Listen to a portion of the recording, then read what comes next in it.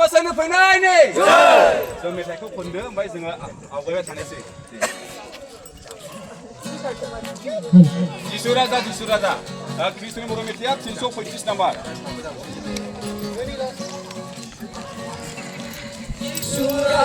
जिसु राजा बियो फैफिनगोन गावनि गोसो जेरुसालेम गावनो बानायो जिसु राजा बियो फैफिनगोन गावनि गोसो जेरुसालेम गावनो बानायो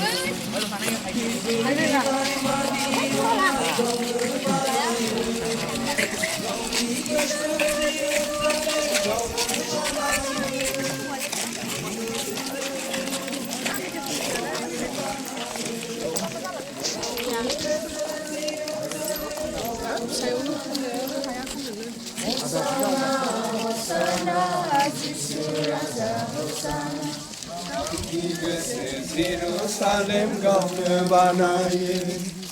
Hosanna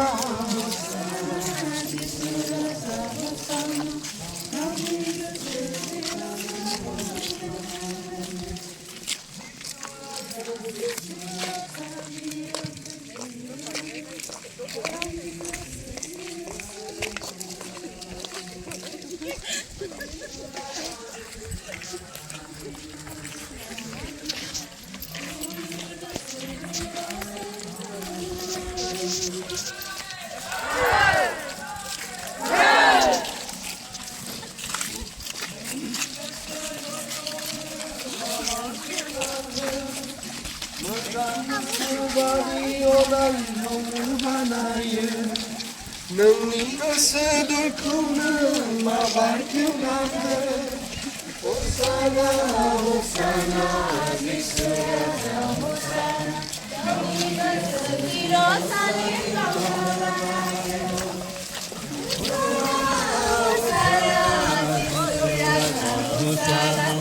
गावनि गोसो जेरुसालेम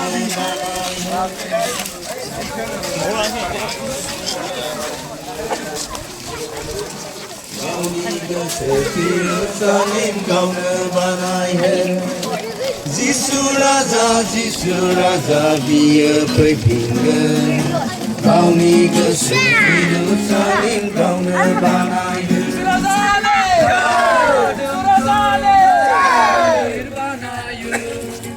नोंनि मोजां महरखौ गाज्रि दाखालाम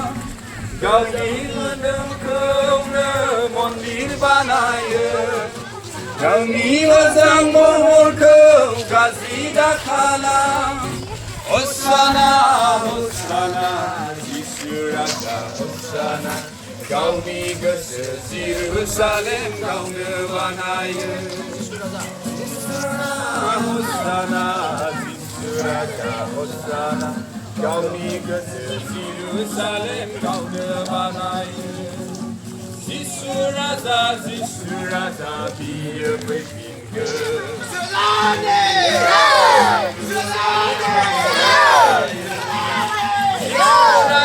जिसु राजा बियो फैफिनगोन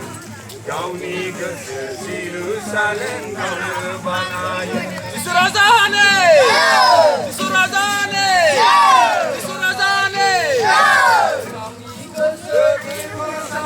गावनो बानायो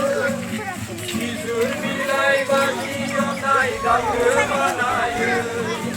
गावनि गोसो जेरुसालेम गावनो बानायो Hosanna Hosanna Jerusalem गावनो बानायो Hosanna Hosanna जिसु राजा Hosanna गावनि गोसो जेरुसालेम गावनो बानायो जिसु राजा